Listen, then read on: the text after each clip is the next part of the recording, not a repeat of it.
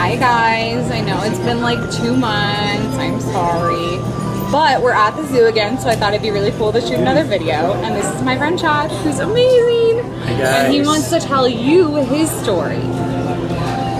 So, I can relate, I think, to what people go through with autism a lot. Not because I have autism, but I went through an experience of acquired brain injury, or traumatic brain injury. It was called encephalitis, and basically what that is it is an infection that happens not in a cut on your arm, or it's not an infection in your sinus cavity, it's an infection in your brain cavity. So it's in the spinal cord, brain region, and it causes an infection that causes your brain to swell.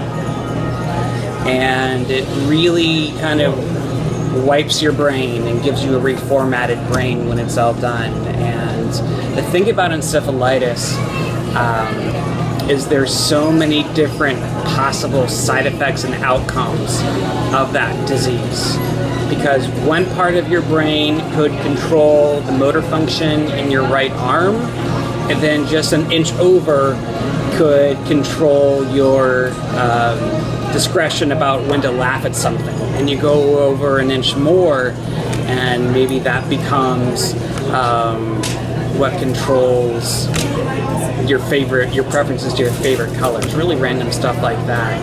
And so when people have encephalitis, it's a very wide spectrum of what they have to kind of work with after they're done. And so for me, I had a lot of changes to my behavior and personality.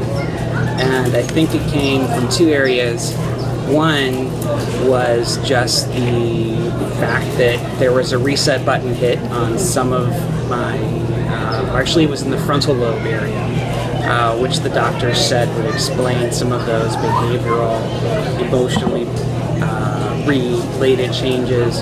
And it was just really difficult for me to reorient myself to a different way of reacting to things emotionally. You just kind of feel out of place, and you feel like you're not really part of the world that you used to know. And I think in some ways that parallels with autism, I think, because I have friends that talk about it, and they talk about the experience of sometimes feeling emotionally like they're in their own type of experience, trying to acclimate and grow in the emotional area. And so I think that was very much something that I went through, and I just I was really kind of surprised by it, and really handed a deck of cards in life that was a really tough hand to play. And that was, I think the first area was just the side effects of the encephalitis, but the second one was just the trauma of having your brain kind of reset. That's not only is it a traumatic brain injury, but it's a traumatic experience that you go through. And lose a lot of self-confidence, especially for myself. I'm someone that found a lot of defined a lot of my own personal value and worth because of the intelligence that I could exercise and demonstrate to people and the benefits of it. And when that gets pulled out from under you, you just don't know how to react. Like, how is that even possible for people to lose the way they think and lose their mental dexterity, right? And it really does a lot to your self-confidence, and you start to doubt what you can do. To fast forward through my recovery, I had the encephalitis in 2012, and I still live with the consequences of it up to today. Now, I'm very fortunate in the sense that my brain was eventually able to repair a lot of it, and that combined with my willingness to want to make something of the life that I have now. I know people that I've talked to on the internet support groups that for one reason or another no longer work. Their families fell apart. They can no longer support themselves. and continue to no longer be able to support themselves when they have extremely high medical bills to manage the permanent impact of the encephalitis on themselves. So a lot of things can go wrong when you get it. But I was fortunate that eventually I was able to get back to the person that was doing things that I wanted to do. And I think Star Trek in particular. What are those things, Chad? I want to know. Oh my gosh. Well, I discovered arts therapy, which was and continues to be a very, very powerful medium for me to process the trauma associated with that. And so my first passion was photography, and I absolutely fell in love with it. I have my camera here today. I'm on the Canon if anyone's interested, as opposed to Nikon. They're both great. And I would go out and I would take pictures and I would experience the world through my camera lens when I would see a moment in life and I would see the colors of it, what was in focus, the sharpness of it, what was the emotions going on. And as I saw each picture, I saw little pieces of life, and it was great because they were little pieces that I could process one by one, and I wasn't overwhelmed with having life happen so quickly and just being completely buried in the over simulation of everything happening. So photography was where I started, and then I went into bookbinding, which became more esoteric of a hobby, but I just became fascinated with how books were made.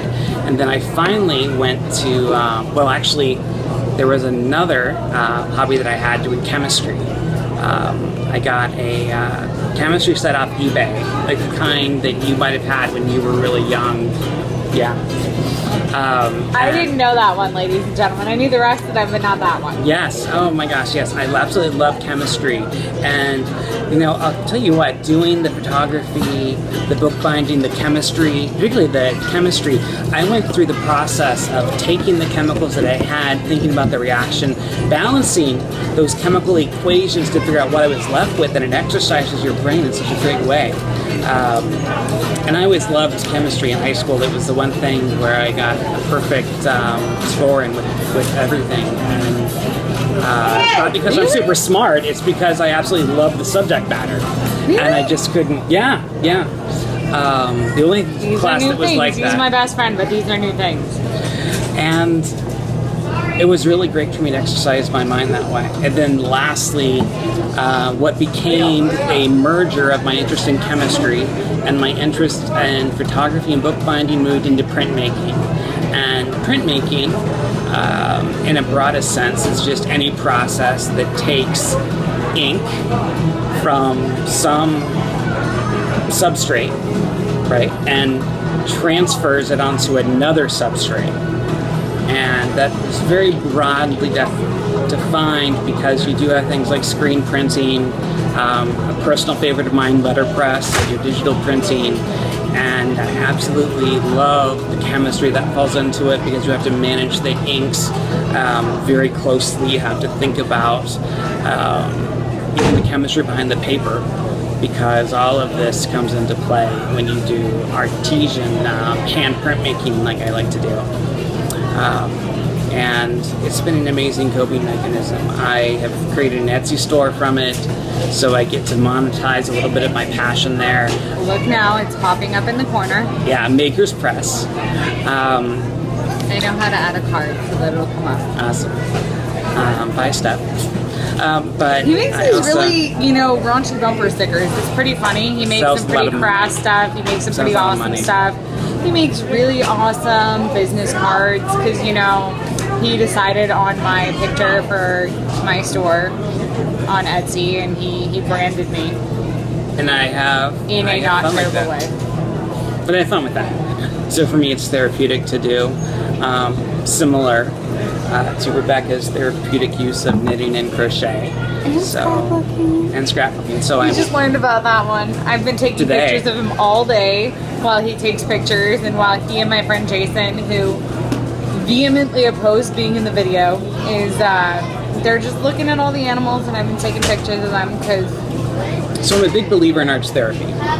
Maybe it's the autism, maybe it's something else, but I don't remember things very well, and so I like to take pictures and then make them into books. So if I ever forget something, I can always look at the book and see what happened. Yeah. So how does it relate to Star Trek? Wow. This is a Star Trek and autism podcast. This is a great tie-in for me when you watch the movie Star Trek 3, The Search for Spock. And I don't want to ruin any spoilers. Okay, spoiler alert, he's going to tell you something about The Search for Spock. Okay. You can fast forward the video if you cover your haven't seen ears it. if you don't want to hear it, but in Star Trek To the Wrath of Khan, at the end, Spock dies. Right, he is killed off. And, okay, you can uncover your ears again. And so they spend all of Star Trek 3 looking to reconnect with Spock, and so there's a really great storyline about how that is possible. But at the very end, they connect the body of Spock with the spirit of Spock through a Vulcan super duper mind meld thing. I'm not sure of it, but yes, right? And when Spock comes back out of it... No, his Katra was stuck in bones. Yes. His soul was stuck in bones because when he was dying, he did a mind meld with bones, and then they had to get his soul out of bones, and spoiler alert, it's back into him. Cover your ears. Yeah. And back into him. So they moved his soul, and it was a whole video. It was kind of awesome. Yes. And when Spock came out of that experience, he had his brain wiped. He had all of his memories. They were coming back slowly, but, those were in place. Clearly, he had gone through a traumatic experience of dying. I always tell people that one of the more traumatic parts of my experience was going through the dementia. And dementia being you start to lose mental orientation to what day is it, where am I at, who are these people, and that gradually gets kind of fuzzier and fuzzier. And you see loved ones go through it. I think mine was a little difficult because not only was I experiencing it, but I came back out of it. And I can tell you that kind of losing your mental orientation, your emotional orientation. I live with those memories every day, and it's very frightening that happened to me and that I got to that point, but it's an experience that shapes who I am. It shaped my relationships too. A lot of the recovery process was very hard, and so I was engaged when I had the encephalitis, and you see, that was 2012. We got married in 2014, and throughout that time, it's been a really difficult dynamic to our relationship. I would like to say there's been positives to it, and I'm sure there has, but it's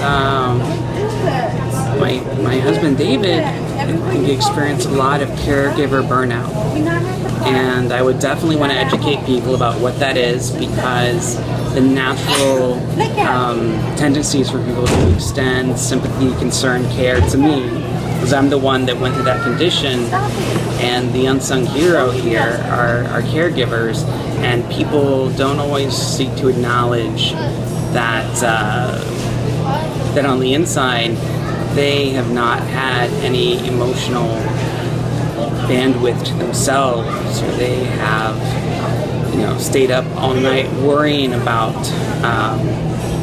how will I deal with my partner not being able to play the role he was going to play in taking care of our finances, just all kinds of things, all these examples. So I would definitely say never forget the caregivers, because they sacrifice a lot to being in that relationship. But the tie-in from Star Trek is I very much can relate to Spock when he was rewired, reconnected with his Katra into his body. And into Star Trek 4, you start to see him get back on the bicycle and you start to see him recover. And I found that's a very powerful example for myself of how I want to see my experience happen. And so it was a big... I thought you were going to say that you thought you were Spock, the original Spock, and now you feel like Zachary Quinto Spock. No, I just feel like myself again. He's a different kind of Spock. Yes, that's true. I think I will be a different person. Basically, I didn't know you back but then, but I'm pretty sure you are a different person now than when you started. But don't we all change over life? I think, but mine just had a particular markedly different moment. Yeah. And I will say that there are experiences that pull us outside of ourselves that change so much of what we assume to be life, and they're powerful experiences, and we're lucky if we only have a few of them in our life, but they're definitely ones to be watched. So that is my experience. And for what it's worth, people with autism, I know that you're out there who didn't get diagnosed till you were like 13.